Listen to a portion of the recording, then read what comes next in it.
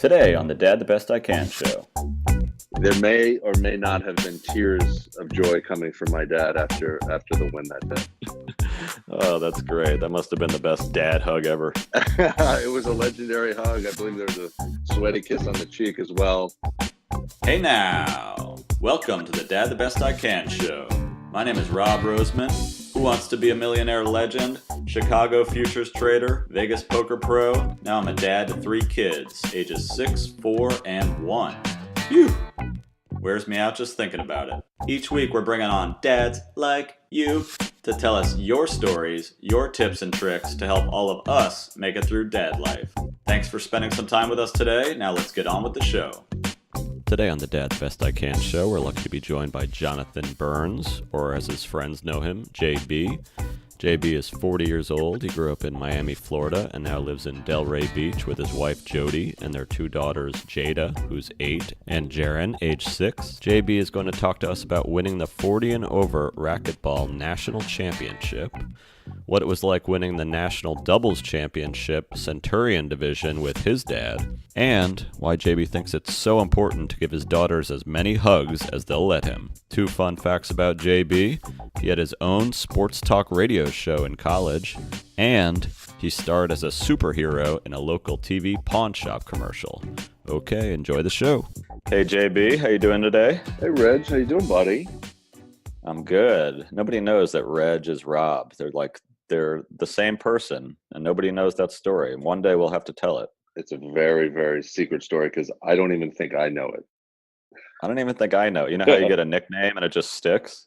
The story might have something to do with, remember the Dolphins punter, Reggie Roby? Wore a watch while he played football. Yes. So I think there was some kind of like flag or tag football game with punting, and that might be how it came to be. I don't know. We're going to have to I'll go on Ancestry.com or something and figure it out. All right. On the Dad the Best I Can show, we like to start out with some rapid fire questions. Are you ready? I am ready. All right. JB, what is the first car you ever owned? Mazda 626, blue. What year was that? It was a 1991 that I got in 1994 and was promptly wrecked in 1995. That's a good question. How long did your first car last before you got in your first accident? That particular accident was not my fault. It's never your fault, right? No. The next one was my fault. That one was not my fault. What's the first concert you ever went to? Wow. It would have had to have been with my parents. And there's a very good chance that I'm not making this up, that my first concert was probably Neil Diamond. I think there's 2 types of people in this world, those who like Neil Diamond and those who do not. And I would have to say that I'm under the group that likes Neil Diamond. Sweet Caroline, I'm coming home, or whatever the USA song is, Neil Diamond, he's a member of the tribe. All I know is Sweet Caroline. I feel like they sing it at the 7th inning stretch, I think, at the Red Sox games, and that's what brought it back, right? They do. It's also a great karaoke song, which I one time butchered at a bar in Gainesville. What's your favorite 1990s TV show? Interestingly enough, it has to be Friends, although I didn't start watching it until the 90s was over. What's your favorite movie ever? Category is drama. That would have to be The Godfather. And there's not really a close second, unless you count The Godfather Part 2. What's your favorite comedy movie ever? It maybe doesn't hold up as well today, given the more sensitive nature of our society. But the first time you saw Wedding Crashers in the movie theater was really, a legendary time in any 20-something male's life. So I'll go with Wedding Crashers. What's the best live sporting event you ever attended? I'm pretty fortunate in this regard that I've been going to games my entire life, first as a kid with my dad, and then as an adult. I would say the most enjoyable experience I've ever had at a basketball game would have to be Game 5 of the 2012 NBA Finals, when the Heat ran the Thunder off the court, led by 30 much of the second half. There was absolutely no reason to sweat that game.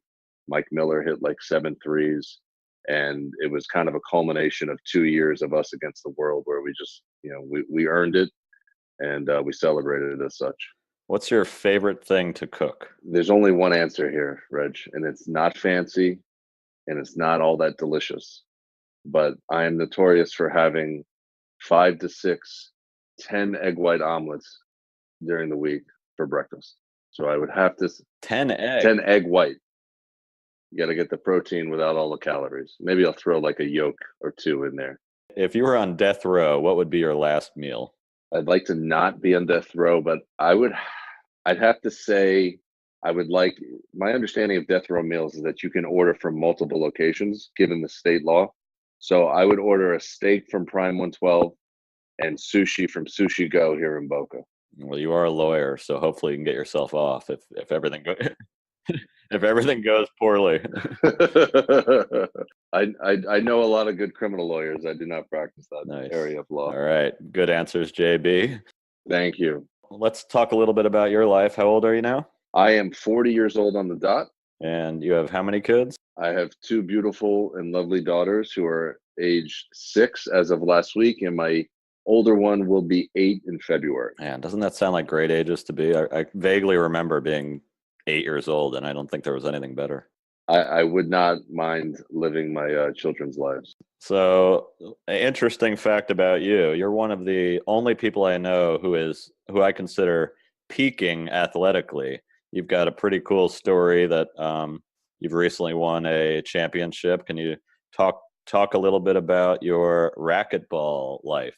Sure. I don't want to bore your audience too much, but I am currently the 40 and over National Racquetball Champion. I won that back in October at the U.S. Open in Minneapolis. U.S. Open for racquetball is the largest professional and amateur racquetball event in the world with 900 players.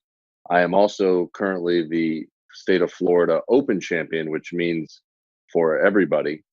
I won that back in January, and I'm hoping to defend that title again here in January 2019. Man, that is incredible. I didn't even really know people still played racquetball. To me, it seemed like a 1980s sport, but it does seem like it's a great old man game too, right? How did you get so into racquetball, and did you start early or what?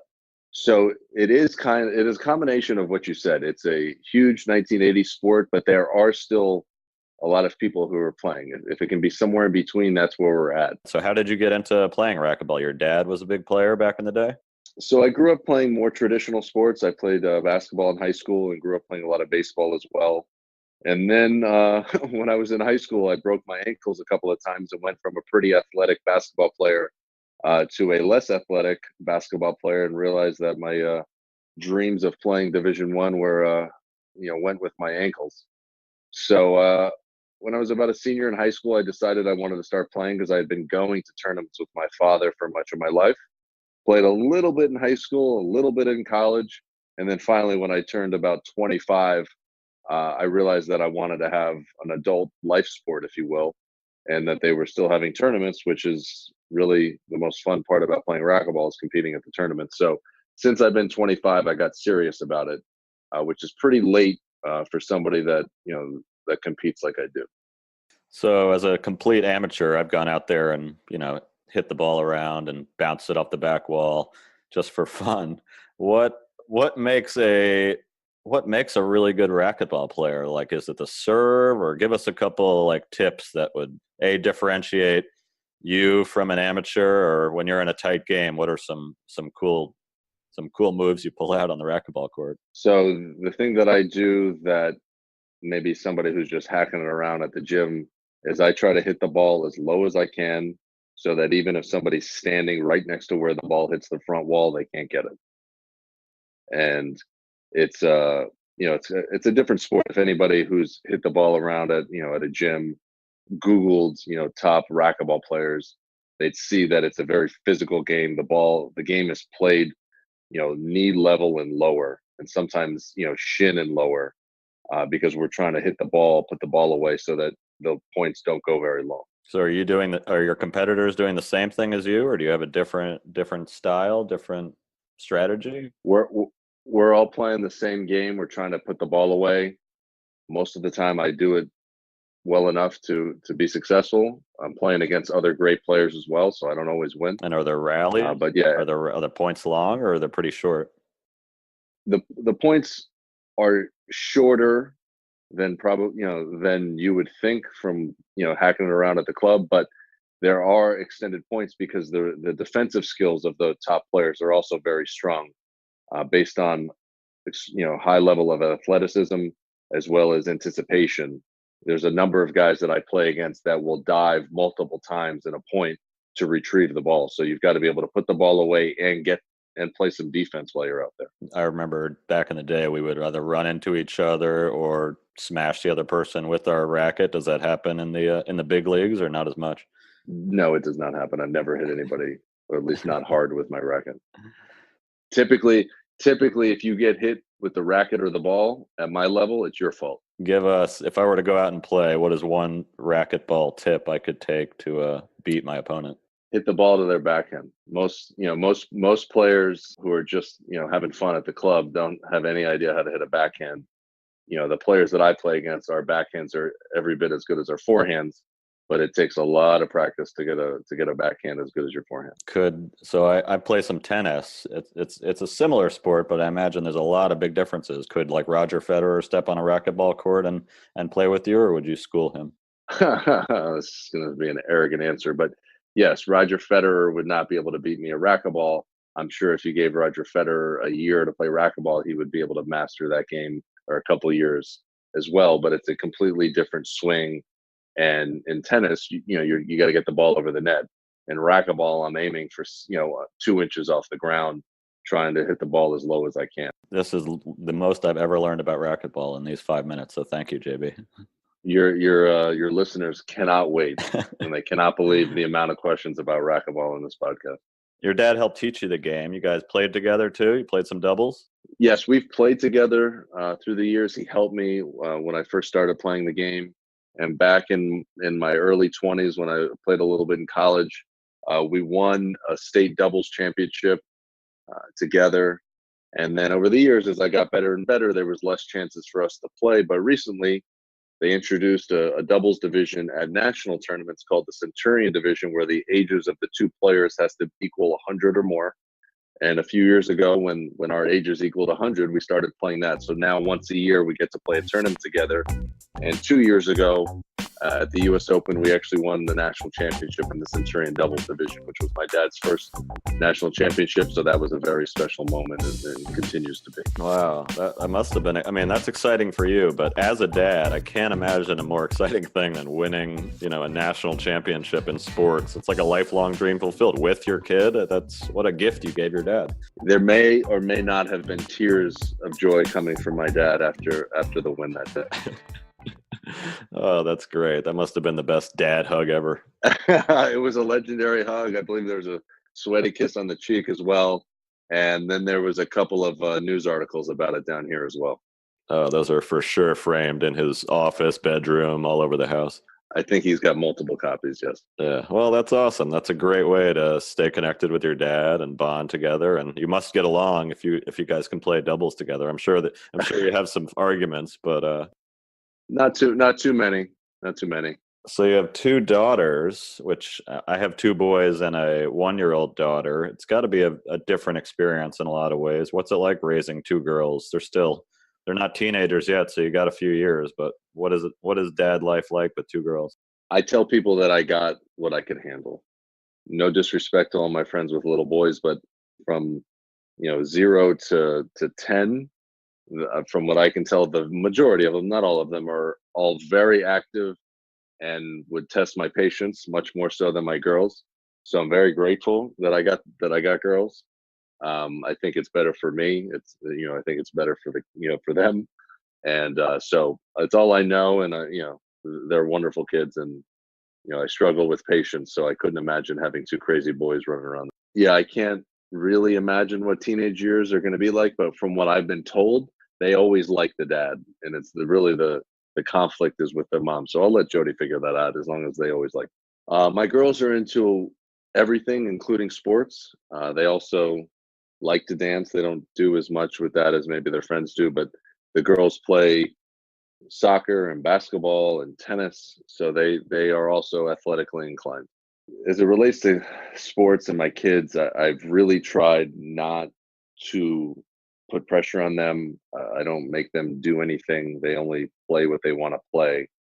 And I knew they would naturally get the competitive streak because both Jodi and I were athletes. Jodi played basketball and tennis in high school and, is a very competitive person. So I didn't want to, send any crazy signals to them that they need to be maniacs or anything. So I've been very much tried to be a laid back parent, mostly successfully. Well, hopefully, when you're 65, you'll get one of them to play the mixed doubles championship with you. Let's take a quick break to talk about our dad tip of the week for you. Brought to you by Kickstart Reading. At Kickstart Reading, you can watch 2-minute videos that teach your kid how to read. This is how I taught my 5-year-old going into kindergarten how to read, and now my 4-year-old in pre-K is learning to read with these videos now too. Best part? 2 minutes. What dad doesn't have time for 2 minutes? Come on, guys. Go to kickstartreading.com and use the code DADTHEBEST to get your first month free. That's kickstartreading.com. JB, on the Dad the Best I Can show, we'd like to do a dad tip of the week. What is your dad tip for other dads out there? I'm by no means a perfect parent and don't pretend to be. One of the things that I think helps me grow as a parent is I try to reflect on the things that I do well and the things that I don't do well. And a constant thing for me is, like I mentioned earlier, is, I want my patience to grow. And so if you're not reflecting on what you do well and maybe what you don't do well, then it's difficult to get better and to grow as a parent. So I think that that's something that, young parents, should strive to do. What's an example of a way you can practice being more patient? I think that, at the end of each day is typically it's almost the witching hour for the parents. And you want the kids to go upstairs so that they either shower or they brush their teeth or whatever it is. And after the 4th time that you've asked them and then you yell at them, maybe if you could have just not yelled at them, would have been better. That type of thing. You just, there are times and places where you need to raise your voice, but it's not always just about because it's at the end of the day and I'm exhausted from a full day at the office. Yeah, patience at bedtime is definitely, I imagine, everyone's weakness. Let's go already. Brush your teeth. Go to the bathroom. It's bedtime because you're done. I want my 22 minutes so I can watch a show with my wife, and when the kids aren't into it, I start getting kind of angry, and they don't know what they're doing. They're not doing it to spite you, but it feels that way. So, right, it's good to be mindful of, but I guess when we're depleted of all our willpower at that point. Another quality tip, that I got from my own parents is just be interested in your kids. Even if it's something that you don't really care about, just show up and be a part of it. And the kids will have confidence because they know that their parents have their back. And for me, I've done a lot of things throughout my life that I was an only child, and I wasn't afraid to take chances, like going to law school when I'd already been out of college for 3-4 years, and moving back to Miami and and living in a part of town that I'd never really even been to. So those are things that I think that when your parents instill confidence in you by showing up to your activities and that they have their back, that you're willing to take chances in your life. Yeah, so that kind of brings us back to your story. You took a different path in your 20s, and now you're a lawyer, but that wasn't always what you were planning on doing? I studied communications at the College of Journalism at the University of Florida, and my plan was to get into sports broadcasting. And somehow I ended up a Jewish lawyer. Imagine that, down in Miami. So the idea was that I was going to get out of college and get on TV somewhere and start working up the chain of TV stations until I was hosting the NBA Finals show on ABC for ESPN. So that was your dream. You wanted to be Bob Costas out there? I don't think that I was talented enough to be Bob Costas, but the idea was that that's what I cared about and that's what I would be best at.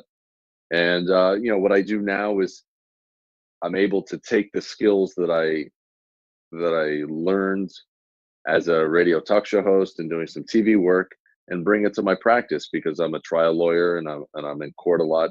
So I'm able to use my presentation skills, to argue for my clients and to convince judges that they should rule in my favor. So I'm able to use that in my everyday life, just in a different way than maybe I had planned when I was 22. Any fun stories from back in your Gainesville college days? I was a radio sports talk show host, but I think the most interesting story from my Gainesville days was my run as a superhero.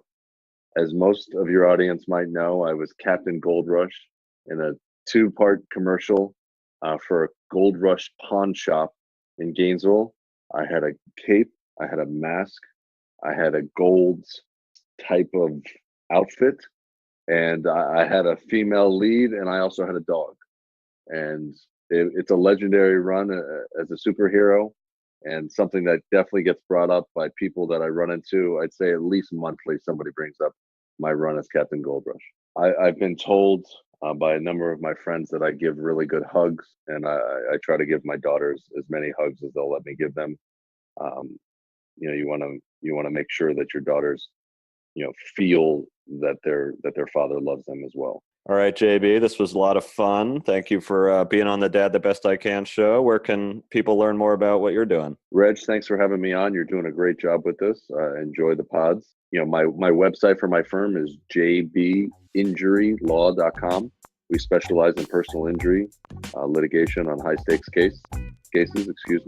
And anybody needs a lawyer, feel free to give me a call. All right, JB, thanks again. Thank you. Thank you guys for listening to the Dad the Best I Can show.